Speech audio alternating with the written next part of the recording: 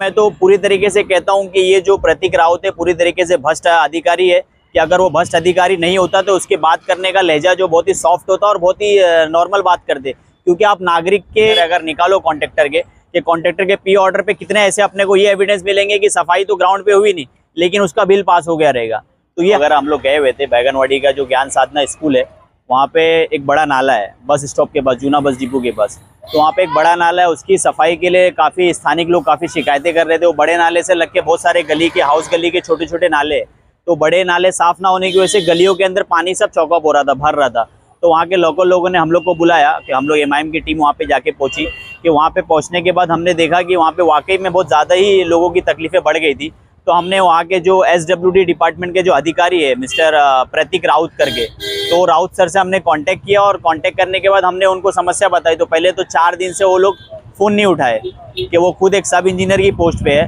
और उनके जो असिस्टेंट इंजीनियर जो एई की पोस्ट पे वो भी उन्होंने फ़ोन नहीं उठाया। फिर हमने मजबूर होकर उनका जो चीफ इंजीनियर जो वर्ली में बैठते चौधरी सर, कि चौधरी सर से भी हमने कांटेक्ट करने की कोशिश की। तो चौधरी सर का भी ये बोलना था कि हम लोग अपने सब इंजीनियर को डायरेक्ट करते हैं कि वो आके ग्राउंड पे काम करें। लेकिन हमारा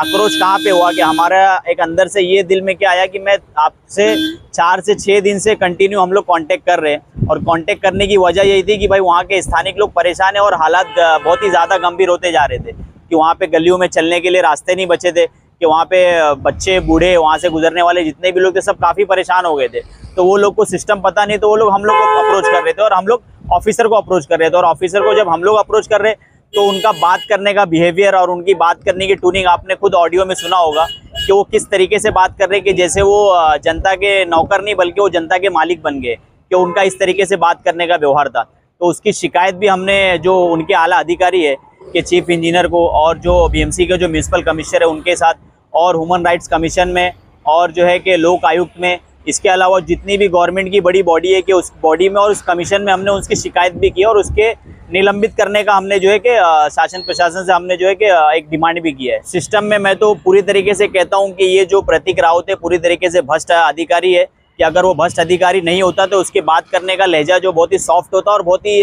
नॉर्मल बात करते। क्योंकि आप नागरिक के अगर शिकायत करने पर अगर आपको इतना तरास हो रहा है कि आप तो ऐसा लग रहा है कि नागरिक के लिए कम और वहाँ के जो ठेकेदार है कि जिसको आपने ठेका दिया है काम करने का, कि आप ठेकेदार के फेवर में ज़्यादा बात कर रहे हो। कि मैंने जब उसको कहा कि भाई यहाँ पे 4 दिन से मशीन तो आके खड़ी है, कि मशीन खड़ी होने के बाद भी सफाई नहीं हो रही, कि इसका मतलब कहीं ना कहीं मशीन का मीटर तो गिर रहा है। क्योंकि रिकॉर्ड के अंदर अगर मैं खुद अगर बोलूँ डिमांड करूँ कि भाई जितने भी परचेस ऑर्डर है पी ऑर्डर है अगर निकालो कॉन्ट्रैक्टर के कॉन्ट्रैक्टर के पी ऑर्डर पे कितने ऐसे अपने को ये एविडेंस मिलेंगे कि सफाई तो ग्राउंड पे हुई नहीं लेकिन उसका बिल पास हो गया रहेगा। तो ये हमेशा से होते चले आ रहा है। गोंडी के नाले की सच्चाई है ये। यहाँ पे डिसल्टिंग में हर साल बीएमसी जो है कई 100 करोड़ रुपया खर्चा करती है, उसके बाद भी गोंडी के अंदर नालों की सफाई होती नहीं है। तो उसके पीछे के राज क्या है कि यही ऐसे सारे ठेकेदार और इन ठेकेदार को सहयोग करने वाले ऐसे भ्रष्ट अधिकारी कि इनके आशीर्वाद के सहयोग में और इनकी मिलीजुली सरकार में सारा करप्शन हो रहा है।